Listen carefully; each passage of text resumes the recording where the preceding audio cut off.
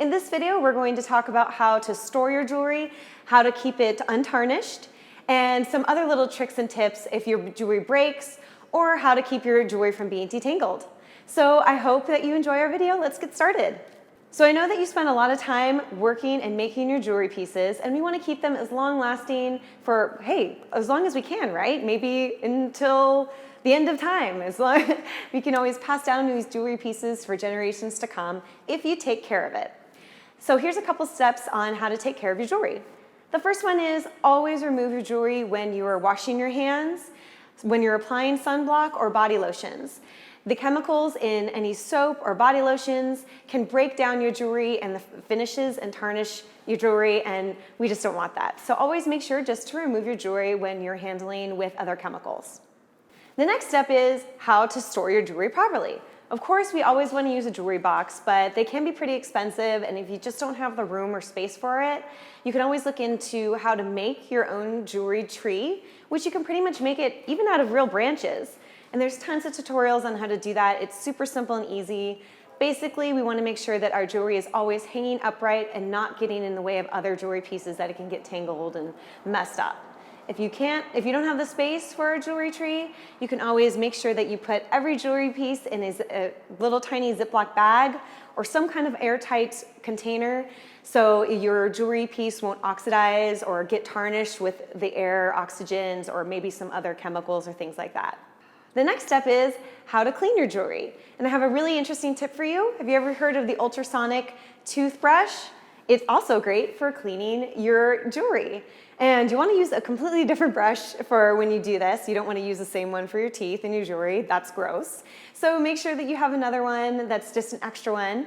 And it works really great. It works kind of like steel wool, but it's not abrasive and it won't leave any marks or anything like that. And it's going to keep your jewelry looking fresh and clean.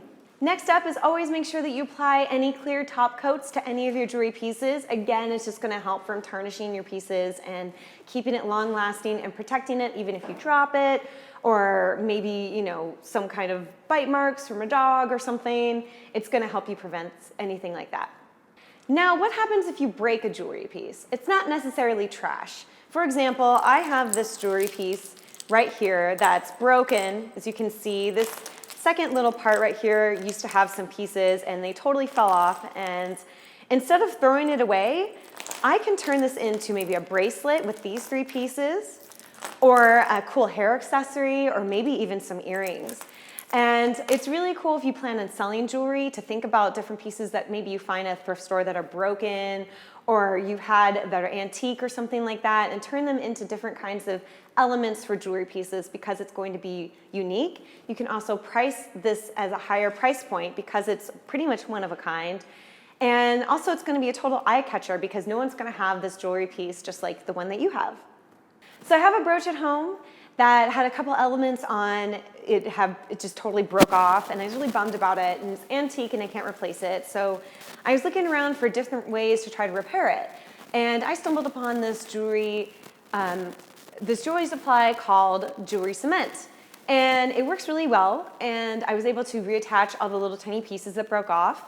I also used this for a ring that was 3-dimensional and it had like some little flowers popping out of it, and I just totally used that. And it works great and I don't have to worry about it again. So I wanted to pass on how to use jewelry cement for you guys because it's super easy and it helps me repair a lot of my jewelry pieces. Another thing that we need to talk about is when a jewelry piece tarnishes. What is tarnishing? This happens when the shine is gone from high-end jewelry materials such as gold or silver. Mostly silver, so I have a silver bracelet here that I brought in. And there's nothing wrong with this bracelet. I've had it for a really long time, but if you can tell, I'm just going to put another copper piece right here. This is not shiny. The copper piece looks brand new and spanking brand new and all that good stuff, and this one looks very old and dull. And what's happened here is that it's oxidized. I didn't keep it in a very good condition, and we can fix it. So how am I going to fix this? I'm going to put this in an aluminum container. And I'm going to bring water to a boil and use probably about 1/2 cup of baking soda.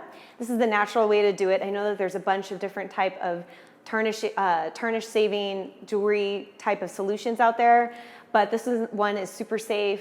and all natural, and I really want to recommend it to you. So you just go ahead and put your jewelry piece in a aluminum container and boil hot water, pour that in there with 1/2 cup of baking soda, and make sure that it just kind of, you just wash it in there a little bit, and you're just gonna see the tarnish just rise up out of it. And just give it a good clean polish, and then your jewelry piece will look brand new. It's super easy and simple. I got some tips, tricks, and creative ways, and also on the cheap, how to keep your craft room looking neat and clean.